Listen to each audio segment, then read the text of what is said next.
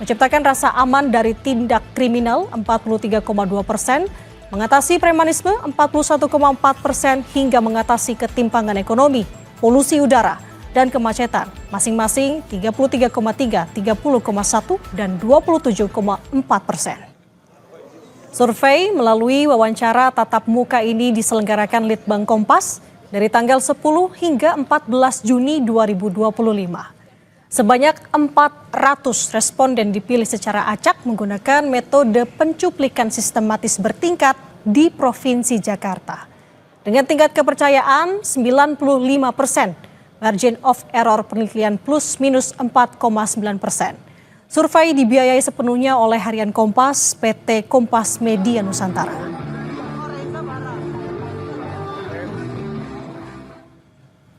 Kita lihat data hasil survei penilaian kepuasan unit kerja Gubernur dan Wakil Gubernur Jakarta, Saudara. Dalam diagram berikut, tampak total kepuasan 71,3%. Responden menyatakan puas dan sangat puas. Sementara 24,2% menyatakan tidak puas. 2% sangat tidak puas dan 2,4% tidak tahu atau tidak menjawab. Survei Litbang Kompas juga merilis penilaian kepuasan kinerja di berbagai bidang untuk kinerja Gubernur dan Wakil Gubernur Jakarta. Sementara di 10 data terbawah yang di-highlight, Litbang Kompas soal tingkat kepuasan responden menyatakan rendahnya kinerja Gubernur dan Wakilnya dalam mengatasi 10 persoalan.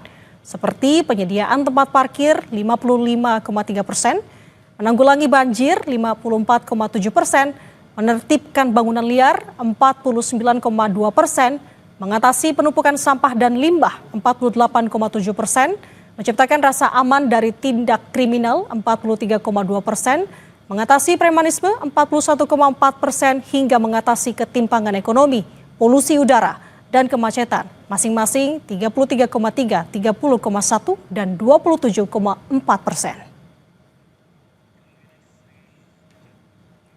Berikutnya Saudara, ada data hasil survei persoalan yang perlu diselesaikan oleh Pemprov Jakarta.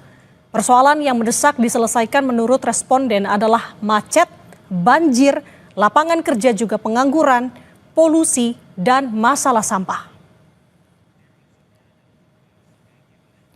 Dan untuk membahas tentang survei kepuasan publik tentang kinerja Pramono Rano, kita sudah bersama dengan peneliti Litbang Kompas, Mas Rangga Eka Sakti, yang sudah bersama kami pagi hari ini di studio Kompas TV. Selamat pagi Mas Rangga. Selamat pagi Mbak. Oke, kita akan bahas beberapa hal tentunya, tapi yang utamanya bisa dijelaskan terlebih dahulu terkait dengan survei ini, metode surveinya seperti apa sampai dengan indikatornya. Oke, jadi kita melakukan survei kemarin tanggal 10 sampai 14 Juni ya. Responnya ada 400, tadi margin error sekitar 4,9%. Kita di sini melihat beberapa indikator ya. Yang pertama adalah kita melihat secara umum masyarakat puas atau tidak dengan, ini kan sekitar 100 hari ya kinerja Pak Pramono dan Rano begitu ya. Dari situ kita breakdown lagi kira-kira per unitnya. Jadi Gubernur dan Wakil Gubernur kita lihat masing-masing kira-kira tingkat kepuasan dan juga citranya seperti apa. Dari situ kita juga mencoba untuk memetakan sejalan juga dengan agenda Jakarta 500 tahun ya. Kira-kira persoalan apa yang masyarakat lihat harus segera diselesaikan. Kemudian tingkat-tingkat kepuasan di beberapa persoalan tadi yang sudah disebutkan ya. Mulai dari macet, banjir, sampai hal-hal lain ya termasuk lingkungan dan lain-lain. Oke. Dan tadi kalau kita lihat juga ada responden yang masih belum bisa menjawab atau tidak menjawab begitu. Kenapa? Apa indikator ataupun penyebab? Ya, jadi memang kita kan juga secara ini kita menanyakan secara bebas ya ke masyarakat kira-kira pendapat mereka seperti apa. Ya memang dalam survei umumnya ada sekian persen dari masyarakat yang mungkin masih perlu pertimbangan atau masih mikir-mikir kira-kira posisinya ada di mana. Tapi dari sini kan sebetulnya kita bisa lihat selama sekitar 3 bulan atau 100 hari berjalan pemerintahan, apresiasi publik terhadap Pak Pramono dan Rano itu relatif sudah cukup baik ya, di atas 70% begitu. Itu kurang lebih yang kesimpulan pertama begitu. Oke, kalau dari data hasil survei ini sebenarnya Mas Rangga, apa persoalan terbesar yang paling disoroti oleh responden untuk bisa harapannya Pemprov Jakarta bisa sesegera mungkin untuk melakukan penanganan? Ya, Tadi kalau kita lihat ini kan dari dua sisi ya, dari masyarakat pertama kira-kira tingkat kepuasannya seperti apa dalam beberapa indikator dan kira-kira persoalan apa yang paling urgent untuk segera diselesaikan oleh pemerintah provinsi begitu. Dan kurang lebih sih ada beberapa poin yang sama ya, dan kita lihat juga ini adalah persoalan laten yang dihadapi oleh Pemprov DKI baik yang sekarang dan juga yang sebelum-sebelumnya begitu. Termasuk soal macet, banjir gitu, sampah ya, pengelolaan lingkungan, kemudian polusi, dan yang mungkin yang agak sedikit baru ya itu mengatasi premanisme dan soal lapangan pekerjaan, itu mungkin yang agak ini. Tapi secara umum ini persoalan-persoalan laten gitu yang sudah terjadi lebih dari 10-15 tahun gitu di Jakarta. Oke, salah satunya kan yang tertinggi ini adalah di angka macet ya, Betul. Mas Rangga, ada di sekitar 60,3%. Iya. Nah, ini ada harapan mungkin dari responden untuk bisa menyelesaikan terkait dengan masalah macet ini yang sebenarnya menjadi PR setiap pemerintahan yang ada ya, tampaknya untuk di Jakarta. Ya betul, kalau kita lihat kan sebetulnya pemerintahan Pak Pramono Rano itu cukup mendekati persoalan ini ya dari 100 harian kerja, dengan pendekatannya adalah mendorong semakin keterbukaannya akses transportasi umum terutama ke daerah-daerah satelit di Jakarta. Nah, mungkin memang perlu waktu yang tidak sebentar ya.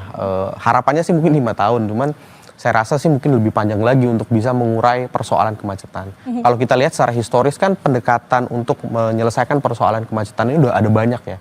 Ada yang menggunakan pembatasan volume kendaraan. Kalau dulu ingat ada 3-in-1, kemudian di zaman Pak Anies didekati pakai ganjil genap gitu. Sekarang ditambah lagi dengan memasifkan tadi akses ke transportasi umum ke daerah-daerah satelit. Nah harapannya sih meskipun tadi ya ini persoalan laten, pelan-pelan sih bisa terurai begitu. Nah, kita penasaran juga terkait dengan bagaimana pengumpulan hasil simpel atau survei ini berdasarkan kelas-kelasnya. Oke. Mas Rangga. Bisa Mas Rangga jabarkan terkait dengan kepuasan dari tingkat kelas sosial di Jakarta? Jadi kita sebenarnya bisa membedah survei ini dalam beberapa kategori demografi begitu ya. Yang pertama dari kelas sosial. Kita menemukan satu fenomena yang cukup menarik ya. Jadi di semua demografi, karena tadi ya hasilnya cukup tinggi ya, kepuasannya 70%. Kalau di breakdown di gubernur dan wakil gubernur itu agak sedikit berbeda ya. Pak Pramono agak lebih tinggi di sekitaran 64%, sedangkan Pak Karno itu di 57,5%. Tapi pada intinya mayoritas kan puas.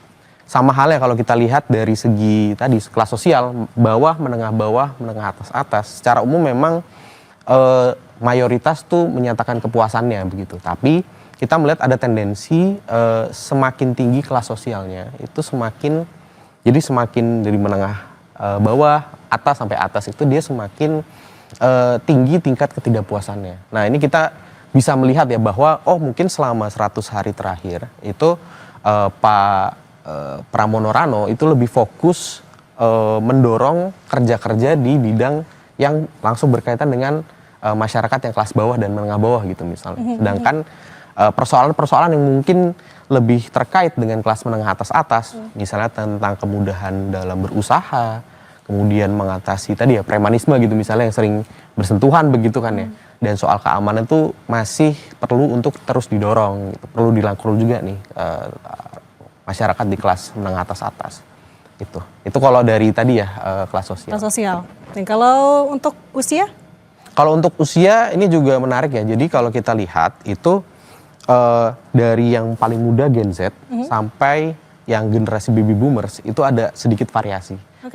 Tendensinya sama ya, secara umum itu puas, mayoritas di atas 50%. Tapi kalau kita lihat ada perbedaan yang cukup signifikan di kelas milenial. Jadi umur-umur 28 begitu ya sampai 43, 44 tahun gitu. Nah di situ tingkat ketidakpuasannya itu di atas 30%-an, 33, 34 gitu. Nah di situ kelihatan bahwa persoalan-persoalan yang memang dirasakan oleh orang-orang yang seumuran itu ya, termasuk kemacetan, kan mereka kebanyakan sudah berkarir begitu ya, mereka sudah soal lapangan pekerjaan, soal polusi itu mungkin lebih dirasakan oleh mereka begitu, sehingga tingkat resistensinya relatif lebih tinggi dibandingkan dengan umur yang lain gitu. Oke, dari Dari hasil-hasil yang tadi Mas Rangga sampaikan begitu ya Mas, bagaimana sih sebenarnya untuk bisa menguji validitas dari hasil survei ini sendiri? Ya, kalau kita sendiri kan pakai metode sistematis bertingkat begitu ya. Kemudian kita juga melakukannya dengan face to face gitu. Dan kita juga punya kontrol data yang relatif baik ya. Jadi semua hasil kita itu terekam begitu. Ini teknisnya begitu ya Mbak. Jadi secara umum sih dari segi sampel juga udah cukup. Insya Allah sih relatif aman sih. Oke. Nah, tadi saya baca juga untuk hasil surveinya mengenai antar kota, Mas Rangga, dari Jakarta Utara, Jakarta Timur, Barat.